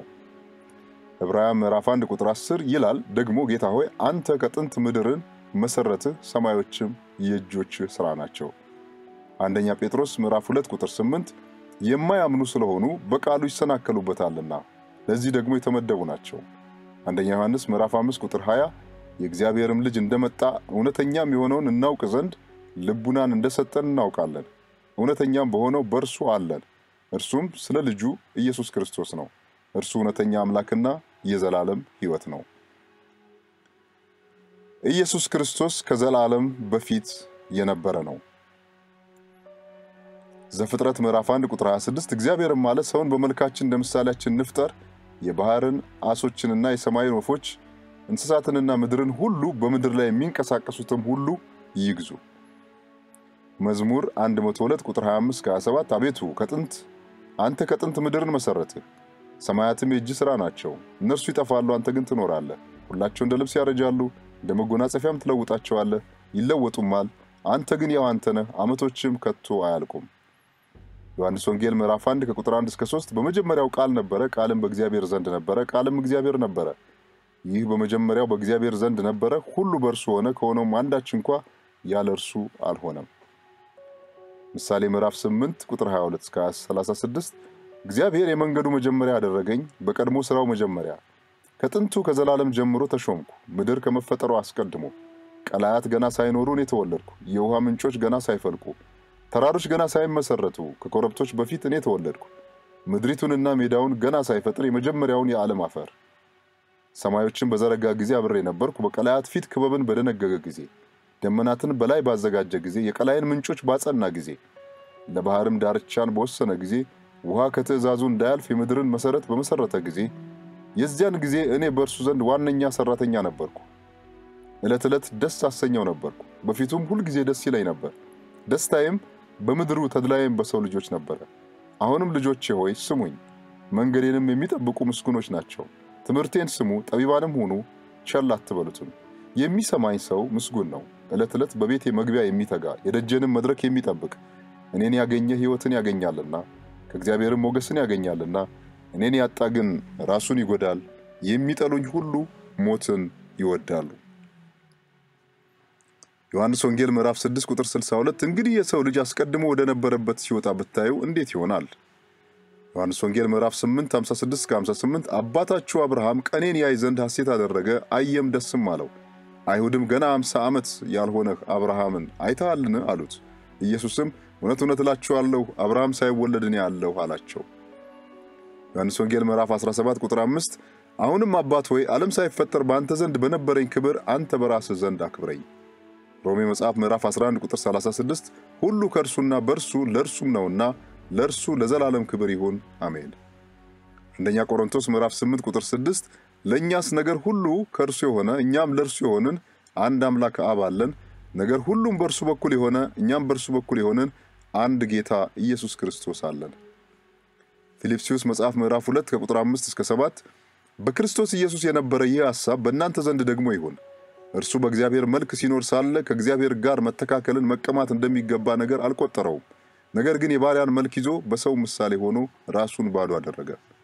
ቆላስይስ መጽሐፍ ምዕራፍ 1 ከቁጥር 15 እስከ 17 እርሱም የማይታይ አምላክ ምሳሌ ነው። የሚታዩትና የማይታዩትም ዙፋናት ቢሆኑ ወይም ጌትነት ወይም አለቅነት ወይም ስልጣናት በሰማይና በምድር ያሉት ሁሉ በእርሱ ተፈጥረዋልና ከፍጥረት ሁሉ በፊት በኩር ነው። ሁሉ በእርሱና ለእርሱ ተፈጥሯል። እርሱም ከሁሉ በፊት ነው። ሁሉም በእርሱ ተጋጥሟል። ዕብራውያን መጽሐፍ ምዕራፍ 1 ቁጥር 1 ከጥንት ጀምሮ እግዚአብሔር በብዙ አይነትና በብዙ ጎዳና ለአባቶቻችን በነቢያት ተናግሯል። ዕብራውያን መጽሐፍ ምዕራፍ 1 ቁጥር 2 ሁሉን ወራሽ ባደረገው ደግሞም ዓለማትን በፈጠረበት በልጁ በዚህ ዘመን መጨረሻ ለኛ ተናገረ። ዕብራውያን መጽሐፍ ምዕራፍ 1 ቁጥር 8 እስከ 12 ስለ ልጁ ግን የአምላክ ሆይ ዙፋንህ እስከ ዘላለም ድረስ ይኖራል፣ የመንግስት በትር የቅንነት በትር ነው፣ ጽድቅን ወደድክ አመፅንም ጠላህ፣ ስለዚህ እግዚአብሔር አምላክህ ከጓደኞች ይልቅ በደስታ ዘይት ቀባህ ይላል። ደግሞ ጌታ ሆይ አንተ ከጥንት ምድርን መሰረት፣ ሰማዮችም የእጆች ሥራ ናቸው፣ እነርሱም ይጠፋሉ፣ አንተ ግን ጸንተህ ትኖራለህ። ሁሉም እንደ ልብስ ያረጃሉ፣ እንደ መጎናጸፊያም ትጠቀልላቸዋለህ፣ ይለወጡማል። አንተ ግን አንተ ነህ፣ ዓመቶችም ከቶ አያልቁም። ዕብራውያን መጽሐፍ ምዕራፍ 2 ቁጥር 9 ነገር ግን በእግዚአብሔር ጸጋ ስለ ሰው ሁሉ ሞትን ይቀምስ ዘንድ ከመላእክት ይልቅ በጥቂት አንሶ የነበረውን ኢየሱስን ከሞት መከራ የተነሳ የክብርና የምስጋናን ዘውድ ተጭኖ እናየዋለን። ዕብራውያን መጽሐፍ ምዕራፍ 2 ቁጥር 14 እስከ 16 እንግዲህ ልጆቹ በሥጋና በደም ስለሚካፈሉ እርሱ ደግሞ በሞት ላይ ሥልጣን ያለውን በሞት እንዲሽር ይኸውም ዲያብሎስ ነው። በሕይወታቸውም ሁሉ ስለ ሞት ፍርሃት በባርነት ይታሰሩ የነበሩትን ሁሉ ነፃ እንዲያወጣ በሥጋና በደም እንዲሁ ተካፈለ። የአብርሃምን ዘር ይዟል እንጂ የያዘው የመላእክትን አይደለም። ኢየሱስ ክርስቶስ የዘላለም አምላክ ነው። ማቴዎስ ወንጌል ምዕራፍ 1 ቁጥር 23 እነሆ ድንግል ትጸንሳለች፣ ልጅም ትወልዳለች፣ ስሙንም አማኑኤል ይሉታል የተባለው ይፈጸም ዘንድ ይህ ሁሉ ሆኗል። ትርጓሜውም እግዚአብሔር ከኛ ጋር የሚል ነው። ማቴዎስ ወንጌል ምዕራፍ 3 ቁጥር 17 ኢየሱስም ከተጠመቀ በኋላ ወዲያው ከውሃ ወጣ። እነሆም ሰማያት ተከፈቱ፣ የእግዚአብሔርን መንፈስ እንደ ርግብ ሲወርድ በእርሱ ላይም ሲመጣ አየ። እነሆም ድምፅ ከሰማያት መጥቶ በእርሱ ደስ የሚለኝ የምወደው ልጄ ይህ ነው አለ። ዮሐንስ ወንጌል ምዕራፍ 1 ከ1 እስከ 3 በመጀመሪያው ቃል ነበረ፣ ቃልም በእግዚአብሔር ዘንድ ነበረ፣ ቃልም እግዚአብሔር ነበረ። ይህ በመጀመሪያው በእግዚአብሔር ዘንድ ነበረ። ሁሉ በእርሱ ሆነ፣ ከሆነውም አንዳች እንኳ ያለ እርሱ አልሆነም። ዮሐንስ ወንጌል ምዕራፍ 1 ቁጥር 14 እስከ 18 ቃልም ሥጋ ሆነ፣ ጸጋንና እውነትንም ተሞልቶ በእኛ አደረ፣ አንድ ልጅም ከአባቱ ዘንድ እንዳለው ክብር የሆነውን ክብሩን አየን። ዮሐንስ ስለ እርሱ መሰከረ፣ እንዲህም ብሎ ጮኸ፣ ከእኔ በኋላ የሚመጣው እርሱ ከእኔ በፊት ነበረና ከእኔ ይልቅ የከበረ ሆኗል። ስለ እርሱ ያልኩት ይህ ነበረ። እኛ ሁላችን ከሙላቱ ተቀብለን በጸጋ ላይ ጸጋ ተሰጥቶናልና፣ ሕግ በሙሴ ተሰጥቶ ነበርና፣ ጸጋና እውነት ግን በኢየሱስ ክርስቶስ ሆነ። መቼም ቢሆን እግዚአብሔርን ያየው አንድ እንኳ የለም፣ በአባቱ እቅፍ ያለ አንድ ልጁ እርሱ ተረከው። ዮሐንስ ወንጌል ምዕራፍ 5 ቁጥር 17 ኢየሱስ ግን አባቴ እስከ ዛሬ ይሰራል፣ እኔም ደግሞ እሰራለሁ ብሎ መለሰላቸው። ዮሐንስ ወንጌል ምዕራፍ 5 ቁጥር 22 እስከ 23 ሰዎች ሁሉ አብን እንደሚያከብሩት ወልድን ያከብሩት ዘንድ ፍርድን ሁሉ ለወልድ ሰጠው እንጂ አብ በአንድ ሰው እንኳ አይፈርድም። ወልድን የማያከብር የላከውን አብን አያከብርም። ዮሐንስ ወንጌል ምዕራፍ 10 ቁጥር 30 እስከ 33 እኔና አብ አንድ ነን። አይሁድ ሊወግሩት ደግሞ ድንጋይ አነሱ። ኢየሱስ ከአባቴ ብዙ መልካም ሥራ አሳየኋችሁ፣ ከእነርሱ ስለማናቸው ሥራ ትወግሩኛላችሁ ብሎ መለሰላቸው።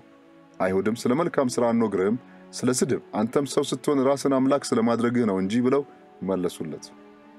ዮሐንስ ወንጌል ምዕራፍ 20 ቁጥር 28 ቶማስም ጌታዬ አምላኬም ብሎ መለሰለት። ፊልጵስዩስ ምዕራፍ 2 ቁጥር 5 እስከ 8 በክርስቶስ ኢየሱስ የነበረ ሐሳብ በእናንተ ዘንድ ደግሞ ይሁን። እርሱ በእግዚአብሔር መልክ ሲኖር ሳለ ከእግዚአብሔር ጋር መተካከልን መቀማት እንደሚገባ ነገር አልቆጠረውም። ነገር ግን የባሪያን መልክ ይዞ በሰው ምሳሌ ሆኖ ራሱን ባዶ አደረገ። በምስሉም እንደ ሰው ተገኝቶ ራሱን አዋረደ፣ ለሞትም ይኸውም የመስቀል ሞት እንኳ የታዘዘ ሆነ። ቆላስይስ መጽሐፍ ምዕራፍ 1 ከቁጥር 15 እስከ 20 እርሱም የማይታይ አምላክ ምሳሌ ነው። የሚታዩትና የማይታዩትም ዙፋናት ቢሆኑ ወይም ጌትነት ወይም አለቅነት ወይም ስልጣናት በሰማይና በምድር ያሉት ሁሉ በእርሱ ተፈጥረዋልና ከፍጥረት ሁሉ በፊት በኩር ነው። ሁሉ በእርሱና ለእርሱ ተፈጥሯል። እርሱም ከሁሉ በፊት ነው፣ ሁሉም በእርሱ ተጋጥሟል። እርሱም የአካሉ ማለት የቤተ ክርስቲያን ራስ ነው። እርሱም በሁሉ ፊተኛ ይሆን ዘንድ መጀመሪያ ከሙታንም በኩር ነው። እግዚአብሔር ሙላቱ ሁሉ በእርሱ እንዲኖር በእርሱም በኩል በመስቀሉ ደም ሰላም አድርጎ በምድር ወይም በሰማያት ያሉትን ሁሉ ለራሱ እንዲያስታርቅ ፈቅዷልና። ዕብራውያን መጽሐፍ ምዕራፍ 1 ቁጥር 17 እስከ 18 ባየሁትም ጊዜ እንደሞተ ሰው ሆኜ ከእግሩ በታች ወደቅሁ። ቀኝ እጁንም ጫነብኝ እንዲህም አለኝ፣ አትፍራ፣ ፊተኛውና መጨረሻው ሕያውም እኔ ነኝ። ሞቼም ነበርኩ፣ እነሆም ከዘላለም እስከ ዘላለም ድረስ ሕያው ነኝ። የሞትና የሲኦልን መክፈቻ አለኝ። ዕብራውያን መጽሐፍ ምዕራፍ 1 ቁጥር 8 እስከ 9 ስለ መላእክቱም መናፍስት አገልጋዮቹንም የእሳት ነበልባል የሚያደርግ ይላል። ስለ ልጁ ግን አምላክ ሆይ ዙፋንህ እስከ ዘላለም ድረስ ይኖራል። የመንግስት በትር የቅንነት በትር ነው። ጽድቅን ወደድክ፣ አመፅንም ጠላህ። ስለዚህ እግዚአብሔር አምላክህ ከጓደኞች ይልቅ በደስታ ዘይት ቀባህ ይላል።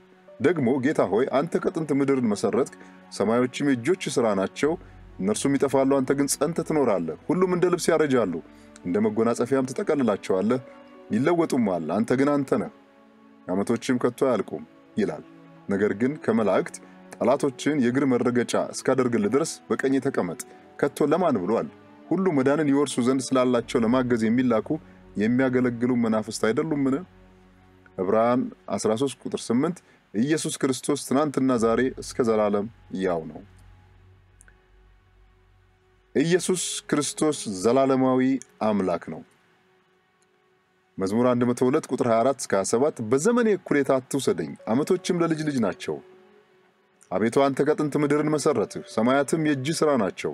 እነርሱ ይጠፋሉ፣ አንተ ግን ትኖራለህ። ሁላቸው እንደ ልብስ ያረጃሉ፣ እንደ መጎናጸፊያም ትለውጣቸዋለህ። ይለወጡማል፣ አንተ ግን ያው አንተ ነህ፣ ዓመቶችም ከቶ አያልቁም። ምሳሌ ምዕራፍ 8 ከቁጥር 22 እስከ 25 እግዚአብሔር የመንገዱ መጀመሪያ አደረገኝ፣ በቀድሞ ሥራው መጀመሪያ ከጥንቱ ከዘላለም ጀምሮ ተሾምኩ። ምድር ከመፈጠሯ አስቀድሞ ቀላያት ገና ሳይኖሩ እኔ ተወለድኩ። የውሃ ምንጮች ገና ሳይፈልቁ ተራሮች ገና ሳይመሰረቱ በኮረብቶች በፊት እኔ ተወለድኩ። ኢሳይያስ ምዕራፍ 9 ቁጥር 6 ሕፃን ተወልዶልናልና ወንድ ልጅም ተሰጥቶናልና አለቅነትም በጫንቃው ላይ ይሆናል። ስሙም ድንቅ መካር፣ ኃያል አምላክ፣ የዘላለም አባት፣ የሰላም አለቃ ተብሎ ይጠራል። ሚክያስ ምዕራፍ 5 ቁጥር 2 አንቺም ቤተልሔም ኤፍራታ ሆይ አንቺ በይሁዳ አላፋት መካከል ትሆኚ ዘንድ ታናሽ ነሽ። ከአንቺ ግን አወጣጡ ከቀድሞ ጀምሮ ከዘላለም የሆነ በእስራኤልም ላይ ገዢ የሚሆን ይወጣልኛል። ማርቆስ ወንጌል ምዕራፍ 12 ቁጥር 36 ዳዊት ራሱ በመንፈስ ቅዱስ ጌታ ጌታዬን ጠላቶችን የእግር መረገጫ እስካደርግልህ ድረስ በቀኜ ተቀመጥ አለው አለ። የማርቆስ ወንጌል ምዕራፍ 12 ቁጥር 37 ዳዊትም ራሱ ጌታ አለው፣ እንዴትስ ልጁ ይሆናል? ብዙ ሕዝብም በደስታ ይሰሙት ነበር። ዮሐንስ ምዕራፍ 1 ቁጥር 1 በመጀመሪያው ቃል ነበረ፣ ቃልም በእግዚአብሔር ዘንድ ነበረ፣ ቃልም እግዚአብሔር ነበረ። ምዕራፍ 1 ቁጥር 2 ይህ በመጀመሪያው በእግዚአብሔር ዘንድ ነበረ። ምዕራፍ 1 ቁጥር 4 በእርሱ ሕይወት ነበረች፣ ሕይወትም የሰው ብርሃን ነበረች። ምዕራፍ 1 ቁጥር 15 ዮሐንስ ስለ እርሱ መሰከረ፣ እንዲህም ብሎ ጮኸ፣ ከኔ በኋላ የሚመጣው እርሱ ከኔ በፊት ነበረና ከኔ ይልቅ የከበረ ሆኗል፣ ስለ እርሱ ያልኩት ይህ ነበረ። ዮሐንስ ወንጌል ምዕራፍ 6 ቁጥር 62 እንግዲህ የሰው ልጅ አስቀድሞ ወደ ነበረበት ሲወጣ ብታዩ እንዴት ይሆናል? ዮሐንስ ወንጌል ምዕራፍ 8 ቁጥር 23 እናንተ ከታች ናችሁ፣ እኔ ከላይ ነኝ። እናንተ ከዚህ ዓለም ናችሁ፣ እኔ ከዚህ ዓለም አይደለሁም። ዮሐንስ ወንጌል ምዕራፍ 8 ቁጥር 58 ኢየሱስም እውነት እውነት እላችኋለሁ አብርሃም ሳይወለድ እኔ አለሁ አላቸው። ዮሐንስ ወንጌል ምዕራፍ 12 ቁጥር 41 ክብሩን ስላየ ኢሳይያስ ይህን አለ፣ ስለ እርሱም ተናገረ። ዮሐንስ ወንጌል ምዕራፍ 17 ቁጥር 5 አሁንም አባት ሆይ ዓለም ሳይፈጠር በአንተ ዘንድ በነበረኝ ክብር አንተ በራስህ ዘንድ አክብረኝ። ዮሐንስ ወንጌል ምዕራፍ 17 ቁጥር 24 አባት ሆይ ዓለም ሳይፈጠር ስለወደድከኝ የሰጠኸኝን ክብሬን እንዲያዩ እኔ ባለሁበት የሰጠኸኝ እነርሱ ደግሞ ከእኔ ጋር ይሆኑ ዘንድ እወዳለሁ። ዮሐንስ ወንጌል ምዕራፍ 17 ቁጥር 25 ጻድቅ አባት ሆይ ዓለም አላወቀህም፣ እኔ ግን አወቅኩህ፣ እነዚህም አንተ እንደላከኝ አወቁ። ኤፌሶን መጽሐፍ ምዕራፍ 3 ቁጥር 21 ለእርሱ በቤተ ክርስቲያን በክርስቶስ ኢየሱስ እስከ ትውልዶች ሁሉ ከዘላለም እስከ ዘላለም ክብር ይሁን አሜን። ኤፌሶን መጽሐፍ ምዕራፍ 4 ቁጥር 10 ይህ የወረደው ሁሉን ይሞላ ዘንድ ከሰማያት ሁሉ በላይ የወጣው ደግሞ ያው ነው። ቆላስይስ ምዕራፍ 1 ቁጥር 17 እርሱም ከሁሉ በፊት ነው፣ ሁሉም በእርሱ ተጋጥሟል። ሁለተኛ ጢሞቴዎስ ምዕራፍ 1 ቁጥር 9 ያዳነን በቅዱስም አጠራር የጠራን እግዚአብሔር ነውና ይህም እንደ ራሱ ሐሳብና ጸጋ መጠን ነው እንጂ እንደ ሥራችን መጠን አይደለም። ይህም ጸጋ ከዘላለም ዘመናት በፊት በክርስቶስ ኢየሱስ ተሰጠን። ዕብራውያን መጽሐፍ ምዕራፍ 1 ቁጥር 10 እስከ 12 ይላል ደግሞ ጌታ ሆይ አንተ ከጥንት ምድርን መሰረትህ፣ ሰማዮችም የእጆች ሥራ ናቸው። እነርሱም ይጠፋሉ፣ አንተ ግን ጸንተህ ትኖራለህ። ሁሉም እንደ ልብስ ያረጃሉ፣ እንደ መጎናጸፊያም ትጠቀልላቸዋለህ። ይለወጡማል፣ አንተ ግን አንተ ነህ፣ ዓመቶችም ከቶ አያልቁም። ዕብራውያን መጽሐፍ ምዕራፍ 6 ቁጥር 20 በዚያም ኢየሱስ እንደ መልከ ጼዴቅ ሹመት ለዘላለም ሊቀ ካህናት የሆነው ስለኛ ቀዳሚ ሆኖ ገባ። ዕብራውያን መጽሐፍ ምዕራፍ 7 ቁጥር 16 በማያልፍም ሕይወት ኃይል እንጂ በሥጋ ትእዛዝ ሕግ ሳይሆን ሌላ ካህን በመልከ ጼዴቅ ምሳሌ ቢነሳ ይህ እጅግ አብልጦ የሚገለጥ ነው። ዕብራውያን ምዕራፍ 7 ቁጥር 24 እርሱ ግን ለዘላለም የሚኖር ስለሆነ የማይለወጥ ክህነት አለው። ዕብራውያን ምዕራፍ 7 ቁጥር 25 ስለ እነርሱም ሊያማልድ ዘወትር በሕይወት ይኖራልና ስለዚህ ደግሞ በእርሱ ወደ እግዚአብሔር የሚመጡትን ፈጽሞ ሊያድናቸው ይችላል። ዕብራውያን ምዕራፍ 13 ቁጥር 8 ኢየሱስ ክርስቶስ ትናንትና ዛሬ እስከ ለዘላለም ያው ነው። አንደኛ ጴጥሮስ ምዕራፍ 1 ቁጥር 20 ዓለም ሳይፈጠር እንኳ አስቀድሞ ታወቀ፣ ነገር ግን እምነታችሁና ተስፋችሁ በእግዚአብሔር ይሆን ዘንድ ከሙታን ባስነሳው ክብርንም በሰጠው በእግዚአብሔር በእርሱ ስለምታምኑ ስለ እናንተ በዘመኑ መጨረሻ ተገለጠ። አንደኛ ዮሐንስ ምዕራፍ 1 ቁጥር 1 ስለ ሕይወት ቃል ከመጀመሪያው የነበረውንና የሰማነውን በዓይኖቻችንም ያየነውን የተመለከትነውንም እጆቻችንም የዳሰሱትን እናወራለን። አንደኛ ዮሐንስ ምዕራፍ 1 ቁጥር 2 ሕይወትም ተገለጠ አይተንማል እንመሰክርማለን፣ ከአብ ዘንድ የነበረውንም ለእኛም የተገለጠውን የዘላለምን ሕይወት እናወራላችኋለን። አንደኛ ዮሐንስ ምዕራፍ 2 ቁጥር 13 አባቶች ሆይ ከመጀመሪያ የነበረውን አውቃችኋልና ጽፍላችኋለሁ፣ ጎበዞች ሆይ ክፉን አሸንፋችኋልና ጽፍላችኋለሁ፣ ልጆች ሆይ አብን አውቃችኋልና እጽፍላችኋለሁ።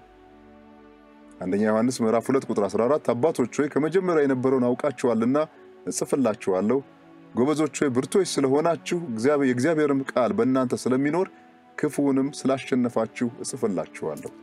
ራእይ ምዕራፍ 1 ቁጥር 8 ያለውና የነበረው የሚመጣውም ሁሉንም የሚገዛ ጌታ አምላክ አልፋና ኦሜጋ እኔ ነኝ ይላል።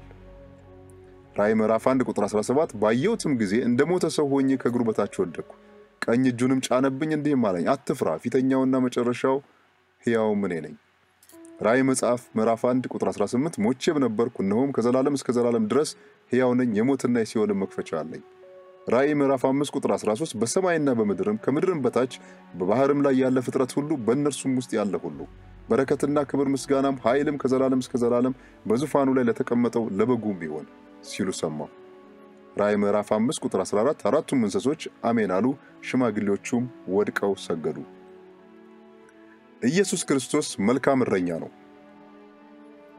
ቀድሞ የተነገረለት እረኛ ዘፍጥረት ምዕራፍ 49 ቁጥር 24 ነገር ግን ቀስቱ እንደጸና ቀረ፣ የእጆቹም ክንድ በያዕቆብ አምላክ እጅ በረታ፣ በዚያው በጠባቂው በእስራኤል አምድ። ኢሳይያስ መጽሐፍ ምዕራፍ 40 ቁጥር 11 መንጋውን እንደ እረኛ ያሰማራል፣ ጠቦቶቹን በክንዱ ሰብስቦ በብብቱ ይሸከማል፣ የሚያጠቡትንም በቀስታ ይመራል። ሕዝቅኤል ምዕራፍ 34 ቁጥር 23 በላያቸውም አንድ እረኛ አቆማለሁ፣ እርሱም ያሰማራቸዋል፣ እርሱም ባሪያዬ ዳዊት ነው፣ ያሰማራቸዋል፣ እረኛም ይሆናቸዋል። ሕዝቅኤል ምዕራፍ 37 ቁጥር 24 ባሪያዬም ዳዊት ንጉሥ ይሆናቸዋል፣ ለሁሉም አንድ እረኛ ይሆንላቸዋል፣ በፍርዴም ይሄዳሉ፣ ትእዛዜንም ይጠብቃሉ፣ ያደርጓትማል። ኢየሱስ ክርስቶስ የእረኞች አለቃ።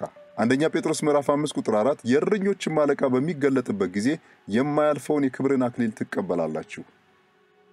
ኢየሱስ ክርስቶስ መልካም እረኛ። ዮሐንስ ወንጌል ምዕራፍ 10 ቁጥር 11 መልካም እረኛ እኔ ነኝ፣ መልካም እረኛ ነፍሱን ስለ በጎቹ ያኖራል። መልካም እረኛ እኔ ነኝ፣ አብም እንደሚያውቀኝ እኔም አብን እንደማውቀው የራሴን በጎች አውቃለሁ፣ የራሴን በጎች ያውቁኛል፣ ነፍሴንም ስለ በጎች አኖራለሁ። ኢየሱስ ክርስቶስ ታላቅ እረኛ። ሚክያስ ምዕራፍ 5 ቁጥር 4 እርሱም ይቆማል፣ በእግዚአብሔርም ኃይል በአምላኩ በእግዚአብሔር ስም ግርማ መንጋውን ይጠብቃል፣ እነርሱም ይኖራሉ፣ እርሱ አሁን እስከ ምድር ዳርቻ ድረስ ታላቅ ይሆናልና። ዕብራውያን መጽሐፍ ምዕራፍ 13 ቁጥር 20 በዘላለም ኪዳን ደም ለበጎች ትልቅ እረኛ የሆነውን ጌታችንን ኢየሱስን ከሙታን ያወጣው የሰላም አምላክ ኢየሱስ ክርስቶስ በጎቹ የሚያውቁት እረኛ። ዮሐንስ ወንጌል ምዕራፍ 10 ቁጥር 14 መልካም እረኛ እኔ ነኝ፣ አብም እንደሚያውቀኝ እኔም አብን እንደማውቅ የራሴን በጎች አውቃለሁ፣ የራሴን በጎች ያውቁኛል፣ ነፍሴንም ስለ በጎች አኖራለሁ። ዮሐንስ ወንጌል ምዕራፍ 10 ቁጥር 27 በጎቼ ድምፄን ይሰማሉ፣ እኔም አውቃቸዋለሁ፣ ይከተሉኝማል። ኢየሱስ ክርስቶስ በስም የሚጠራ እረኛ። ዮሐንስ ወንጌል ምዕራፍ 10 ቁጥር 33 ለእርሱ በረኛው ይከፍትለታል፣ በጎቹም ድምፁን ይሰሙታል፣ የራሱንም በጎች በየስማቸው ጠርቶ ይወስዳቸዋል። ኢየሱስ ክርስቶስ በጎቹን ሰብስቦ ይይዛል። ኢሳይያስ መጽሐፍ ምዕራፍ 40 ቁጥር 11 መንጋውን እንደ እረኛ ያሰማራል፣ ጠቦቶቹን በክንዱ ሰብስቦ በብብቱ ይሸከማል፣ የሚያጠቡትንም በቀስታ ይመራል። ዮሐንስ ወንጌል ምዕራፍ 10 ቁጥር 16 ከዚህም በረት ያልሆኑ ሌሎች በጎች አሉኝ፣ እነርሱን ደግሞ ላመጣ ይገባኛል። ድምፄንም ይሰማሉ፣ አንድም መንጋ ይሆናሉ፣ እረኛውም አንድ ነው። ኢየሱስ ክርስቶስ በጎቹን በመልካም ይመራል። መዝሙር 23 ቁጥር 3 ነፍሴን መለሳት፣ ስለ ስሙም በጽድቅ መንገድ መራኝ። ዮሐንስ ወንጌል ምዕራፍ 10 ቁጥር 3-4 ለእርሱ በረኛ ይከፍትለታል፣ በጎቹም ድምፁን ይሰሙታል። የራሱንም በጎች በየስማቸው ጠርቶ ይወስዳቸዋል። የራሱንም ሁሉ ካወጣቸው በኋላ በፊታቸው ይሄዳል፣ በጎቹም ድምፁን ያውቁታልና ይከተሉታል። ኢየሱስ ክርስቶስ በጎቹን ይመግባል። መዝሙር 23 ቁጥር 1-2 እግዚአብሔር እረኛዬ ነው፣ የሚያሳጣኝም የለም።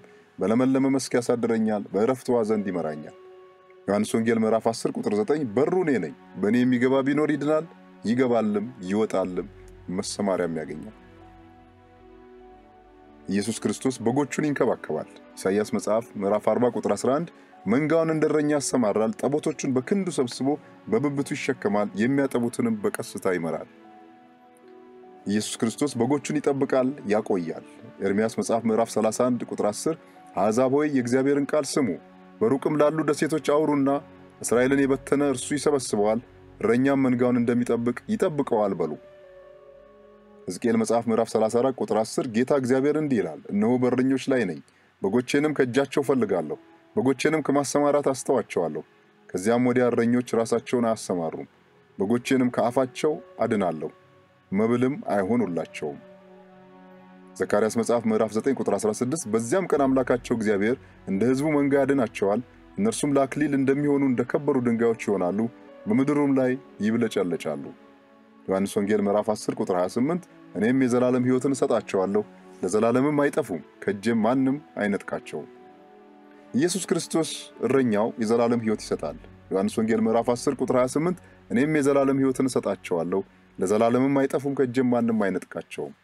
ኢየሱስ ክርስቶስ የዳዊት እረኝነት ተምሳሌቱ ነው። አንደኛ ሳሙኤል ምዕራፍ 16 ቁጥር 11 ሳሙኤልም እሴይን የቀረ ሌላ ልጅ አለህን አለው። እሱም ታናሹ ገና ቀርቷል፣ እነሆም በጎችን ይጠብቃል አለ። ሳሙኤልም እሴይን እርሱ እስኪመጣ ድረስ አንረፍቅምና ልከህ አስመጣው አለው። ኢየሱስ ክርስቶስ ነፍሱን ስለ በጎቹ አሳልፎ ይሰጣል። ዘካርያስ መጽሐፍ ምዕራፍ 13 ቁጥር 7 ሰይፍ ወይ ባልንጀራዬ በሆነው ሰው በእረኛዬ ላይ ንቃ ይላል የሰራዊት ጌታ እግዚአብሔር። እረኛውን ምታ፣ በጎቹም ይበተናሉ፣ እጄንም በታናናሾች ላይ መልሳለሁ። የማቴዎስ ወንጌል ምዕራፍ 26 ቁጥር 31 በዚያን ጊዜ ኢየሱስ በዚያች ሌሊት ሁላችሁ በእኔ ትሰናከላላችሁ፣ እረኛውን እመታለሁ፣ የመንጋውን በጎች ይበተናሉ የሚል ተጽፏልና። ዮሐንስ ወንጌል ምዕራፍ 10 ቁጥር 15 መልካም እረኛ እኔ ነኝ፣ መልካም እረኛ ነፍሱን ስለ በጎቹ ያኖራል። ሐዋርያት ሥራ ምዕራፍ 20 ቁጥር 28 በገዛ ደሙ የዋጃትን የእግዚአብሔርን ቤተ ክርስቲያን ተጠብቋት ዘንድ መንፈስ ቅዱስ እናንተን ጳጳሳት አድርጎ ለሾመበት ለመንጋው ሁሉና ለራሳችሁ ተጠንቀቁ። ኢየሱስ ክርስቶስ የአብን ፈቃድ ፈጻሚ ነው። ልጅ ከራሱ ምንም አያደርግም። ዮሐንስ ወንጌል ምዕራፍ 5 ቁጥር 17 ኢየሱስ ግን አባቴ እስከዛሬ ይሰራል፣ እኔም ደግሞ እሰራለሁ ብሎ መለሰላቸው። ዮሐንስ ወንጌል ምዕራፍ 5 ቁጥር 19 ስለዚህ ኢየሱስ መለሰ እንዲህም አላቸው፣ እውነት እውነት እላችኋለሁ አብ ሲያደርግ ያየውን ነው እንጂ ወልድ ከራሱ ሊያደርግ ምንም አይችልም። ያ የሚያደርገውን ሁሉ ወልድ ደግሞ ይህን እንዲሁ ያደርጋልና። ዮሐንስ ወንጌል ምዕራፍ 5 ቁጥር 18 ስለ ራሴ የምመሰክር እኔ ነኝ፣ የላከኝም አብ ስለ እኔ ይመሰክራል። ኢየሱስ ክርስቶስ በራሱ ምንም ሊያደርግ አይችልም። ዮሐንስ ወንጌል ምዕራፍ 5 ቁጥር 30 እኔ ከራሴ አንዳች ላደርግ አይቻለኝም፣ እንደሰማሁ ፈርዳለሁ፣ ፍርዴም ቅን ነው፣ የላከኝን ፈቃድ እንጂ ፈቃዴን አልሻምና። ኢየሱስ ክርስቶስ የአባቱን ፈቃድ እንጂ ራሱን አይፈልግም። ዮሐንስ ወንጌል ምዕራፍ 5 ቁጥር 30 እኔ ከራሴ አንዳች ላደርግ አይቻለኝም፣ እንደሰማሁ ፈርዳለሁ፣ ፍርዴም ቅን ነው፣ የላከኝን ፈቃድ እንጂ ፈቃዴን አልሻምና። ዮሐንስ ወንጌል ምዕራፍ 5 ቁጥር 8 ፈቃዴን ለማድረግ አይደለም እንጂ የላከኝን ፈቃድ ለማድረግ ከሰማይ ወርጃለሁና። ኢየሱስ ክርስቶስ ትምህርቴስ ከላይ ሳይሆን ከላከኝ ነው ብሏል። ዮሐንስ ወንጌል ምዕራፍ 7 ቁጥር 16 ስለዚህ ኢየሱስ መለሰ እንዲህ አላቸው፣ ትምህርቴስ ከላከኝ ነው እንጂ ከኔ አይደለም። ዮሐንስ ወንጌል ምዕራፍ 7 ቁጥር 26 ስለ እናንተ የምናገረው የምፈርደውን ብዙ ነገር አለኝ፣ ዳሩ ግን የላከኝ እውነተኛ ነው፣ እኔም ከእርሱ የሰማሁትን ይህን ለዓለም እናገራለሁ አላቸው። ዮሐንስ ወንጌል ምዕራፍ 7 ቁጥር 38 እኔ በአባቴ ዘንድ ያየሁትን እናገራለሁ፣ እናንተም ደግሞ በአባታችሁ ዘንድ ያያችሁትን ታደርጋላችሁ። ኢየሱስ ክርስቶስ ከራሴ ምንም አላደርግም ብሏል። ዮሐንስ ወንጌል ምዕራፍ 5 ቁጥር 28 ስለዚህም ኢየሱስ የሰው ልጅ ከፍ ከፍ ባደረጋችሁት ጊዜ እኔ ሆን ዘንድ አባቴም እንዳስተማረኝ እነዚህን እናገር ዘንድ እንጂ ከራሴ አንዳች እንዳላደርግ በዚያን ጊዜ ታውቃላችሁ። ኢየሱስ ክርስቶስ አባቴን የሚያስደስተውን ብቻ አደርጋለሁ ብሏል። ዮሐንስ ወንጌል ምዕራፍ 8 ቁጥር 29 የላከኝም ከኔ ጋር ነው፣ እኔ ደስ የሚያሰኘውን ዘወትር አደርጋለሁና አብ ብቻዬን አይተወኝም አላቸው። ኢየሱስ ክርስቶስ ከአባቴ እንጂ ከራሴ አልመጣሁም ብሏል። ዮሐንስ ወንጌል ምዕራፍ 8 ቁጥር 42 ኢየሱስም አላቸው እግዚአብሔርስ አባታችሁ ከሆነ በወደዳችሁኝ ነበር፣ እኔ ከእግዚአብሔር ወጥቼ መጥቻለሁና እርሱ ላከኝ እንጂ ከራሴ አልመጣሁምና። ዮሐንስ ወንጌል ምዕራፍ 16 ቁጥር 28 ከአብ ወጥቼ ወደ ዓለም መጥቻለሁ፣ ደግሞ ዓለምን እተወዋለሁ፣ ወደ አብም እሄዳለሁ። ኢየሱስ ክርስቶስ የራሴን ክብር አልፈልግም ብሏል። ዮሐንስ ወንጌል ምዕራፍ 8 ቁጥር 50 እኔ ግን የራሴን ክብር አልፈልግም፣ የሚፈልግ የሚፈርድም አለ። ዮሐንስ ወንጌል ምዕራፍ 8 ቁጥር 54 ኢየሱስም መለሰ አለም እኔ ራሴን ባከብር ክብሬ ከንቱ ነው፣ የሚያከብረኝ እናንተ አምላካችን የምትሉት አባቴ ነው። ኢየሱስ ክርስቶስ የተናገርኩት ከራሴ ሳይሆን አባቴ የሰጠኝን ነው ብሏል። ዮሐንስ ወንጌል ምዕራፍ 10 ቁጥር 25 ኢየሱስም መለሰላቸው እንዲህም ሲል ነገርኳችሁ አታምኑምም፣ እኔ በአባቴ ስም የማደርገውን ሥራ ይህ ስለኔ ይመሰክራል። ዮሐንስ ወንጌል ምዕራፍ 10 ቁጥር 37 እኔ የአባቴን ሥራ ባላደርግ አትመኑኝ፣ ባደርገው ግን እኔን እንኳ ባታምኑ አብ በእኔ እንደሆነ እኔም በአብ እንደሆንኩ ታውቁና ታስተውሉ ዘንድ ሥራውን እመኑ። ዮሐንስ ወንጌል ምዕራፍ 14 ቁጥር 10 እኔ በአብ እንዳለሁ አብም በእኔ እንዳለ አታምኑምን? እኔ የምነግራችሁን ቃል ከራሴ አልናገረውም፣ ነገር ግን በእኔ የሚኖረው አብ እርሱ ሥራውን ይሠራል። እኔ በአብ እንዳለሁ አብም በእኔ እንዳለ እመኑኝ፣ ባይሆንስ ስለ ራሱ ስለ ሥራው እመኑኝ።